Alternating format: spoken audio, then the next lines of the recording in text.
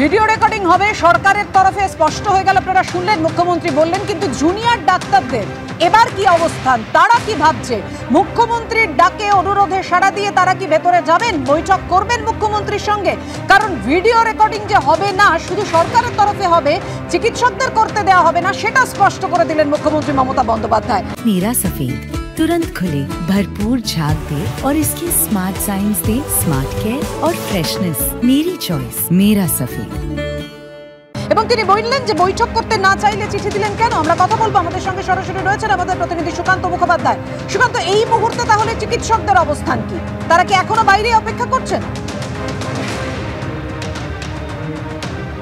দেখো, একেবারে তারা বাইরে অপেক্ষা করছেন এবং তারা যারা গিয়েছেন, আজকে 30 জনেরও বেশি যে প্রতিনিধি দল গিয়েছেন, মুখ্যমন্ত্রী যখন এই গোটা বিষয়টি বলার পর তিনি যখন চলে গেলেন, এখন এই মুহূর্তে তারা নিজেদের মধ্যে একটি মিটিং করছেন এবং মিটিং করার পরে তারা সিদ্ধান্ত নেবেন যে পরবর্তী পদক্ষেপ কি হবে। আমরা আগের দিনও দেখেছি যখন মুখ্য সচিবের তরফে বারবার এই অনলাইন স্ট্রিমিংয়ের কথা, আপত্তির কথা প্রশাসনের তরফে জানানো হয়, তারা নিজেদের মধ্যে জিবি মিটিং করেন, পরবর্তীকালে তারা ফিরে যান। এবং আজকেও এখনো পর্যন্ত যেটা পরিস্থিতি, যে স্নায়ুযুদ্ধের লড়াই এখানে আসার পর থেকে দুপক্ষের মধ্যে চলছিল, তাতে কিন্তু এখনো পর্যন্ত এই মিটিং কতটা হতে পারে, কতটা ফলপ্রসূ হবে, সেটা নিয়ে একটা প্রশ্নচিহ্ন থাকছে।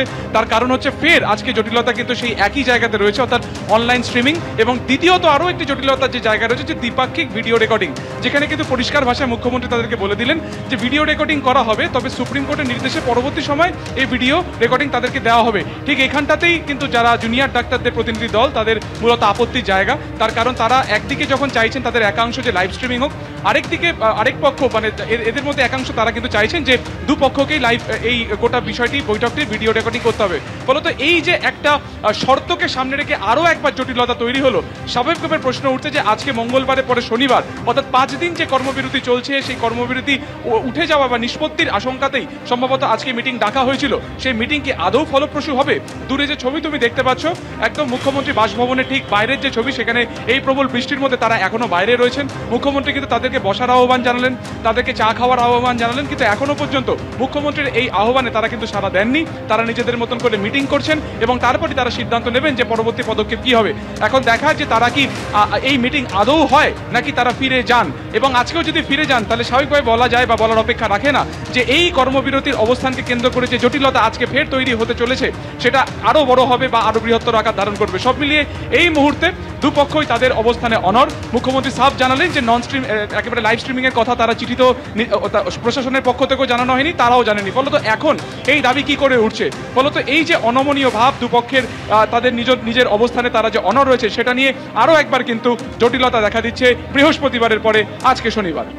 অর্থাৎ জটিলতা অব্যাহত, স্নায়ুর লড়াইও অব্যাহত। যে কথা আমাদের জানালে সুকান্ত তুমি, চিকিৎসকরা এখনো বাইরেই অবস্থান করছেন।